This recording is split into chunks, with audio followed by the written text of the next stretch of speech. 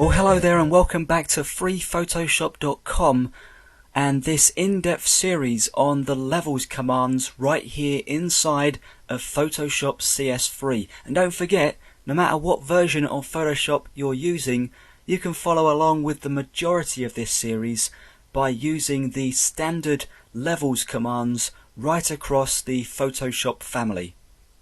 Over the previous tutorials we've talked about the histogram, we've looked at colours and brightness values, and we've also used the free auto functions, colour, levels and contrast.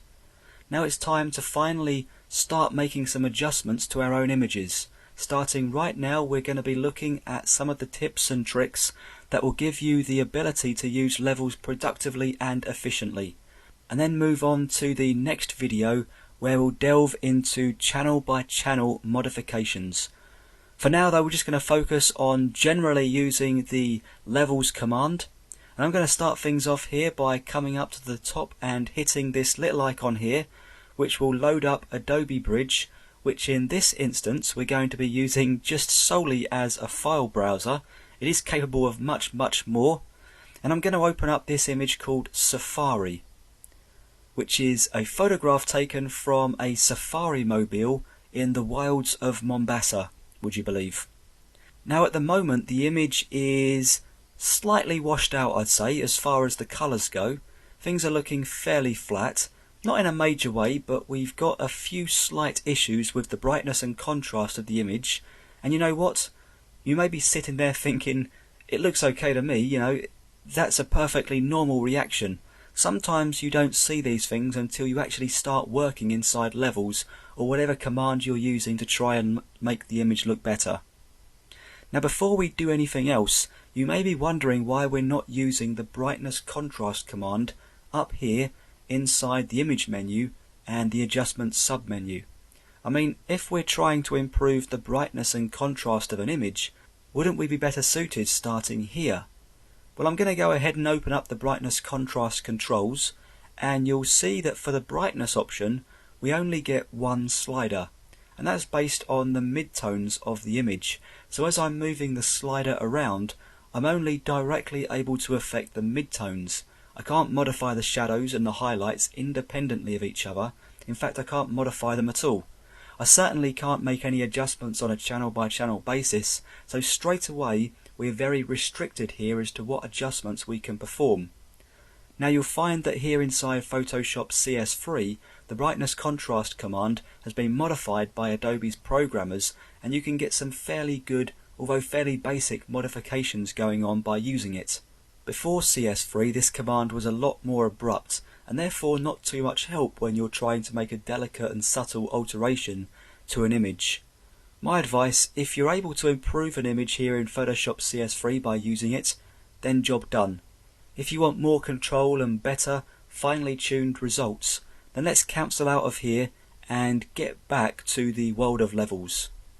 Okay, so just to recap before we go any further here in Photoshop, the levels command is a tool here inside of Photoshop that allows us to adjust the brightness, the contrast, and indeed the colours inside an image on a composite or channel by channel basis by directly manipulating the shadows, midtones and highlights of the image.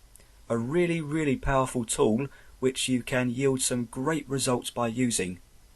Okay, I'm going to go ahead and hit Control or Command L on the keyboard to bring up the levels dialog box, and I'm going to position that out of the way so we can see the image behind it.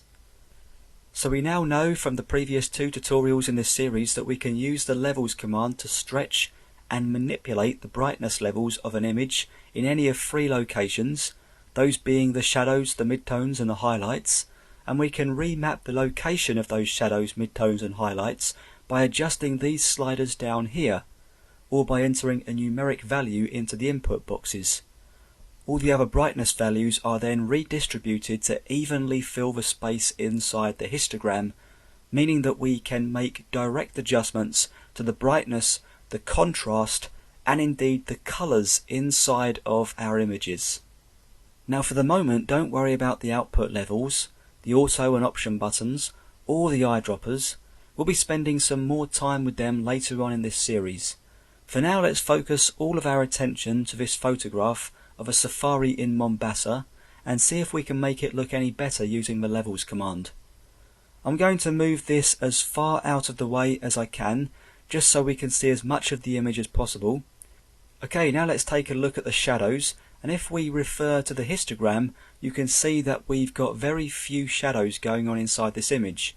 Therefore, I'm going to drag the black point slider to where we start to see a significant increase in brightness values, which I'd say is around about 15 brightness levels. Now every pixel inside the image that had a brightness level of 15 or lower has now been remapped to 0. And that's evaluated each pixel on a channel by channel basis, by the way, just in case you're wondering.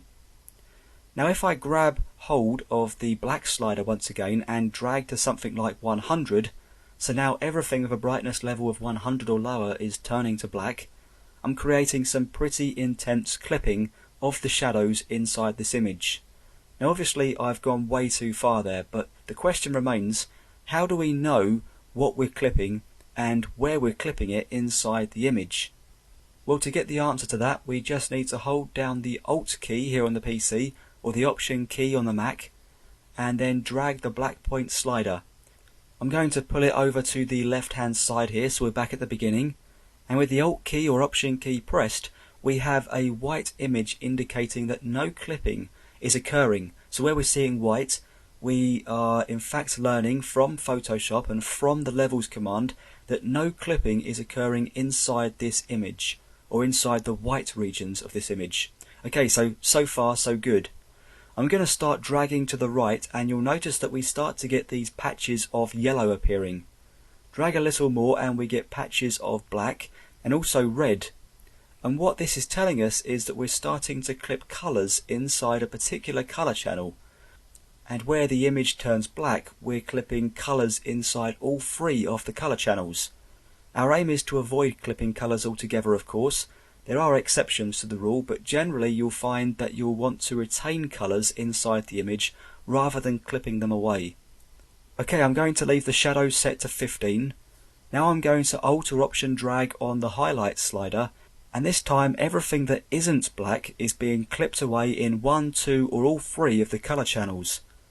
I'm going to go ahead and take this value down to around about 223, and that looks pretty good there. Now let's take a look at this grey value that sits here in the middle. I think I've mentioned it once before. Now you'd expect this value to read around about 127, 128 to represent the pivot between 0, which is black, and 255, which is white.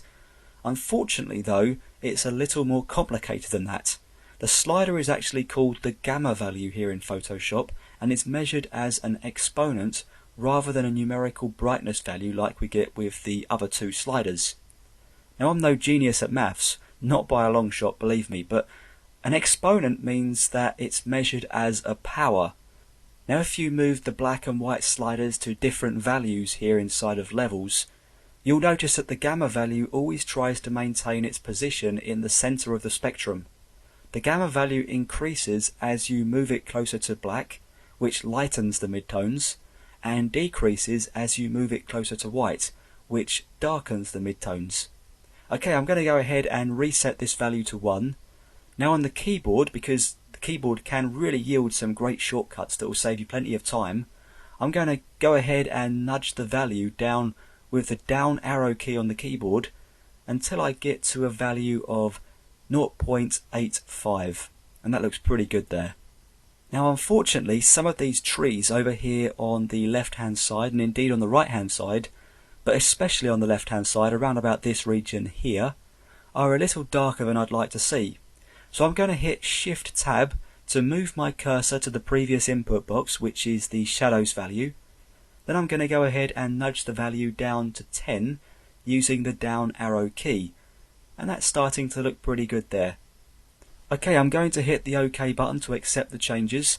We've now made our first edits using the levels dialog box, and to see how far we've come, I'm going to hit Ctrl Z on the PC or Command Z on the Mac to see the image as it was before, and then I'm going to hit Ctrl Z or Command Z once again to see the image with the levels adjustment applied. Now I'm obviously seeing this on the screen in perfect quality. If you're watching a low resolution presentation of this tutorial, you may not be able to see the full extent of the adjustments we've made. I'd certainly recommend skipping over to the free Photoshop.com website to see this video in its high resolution version.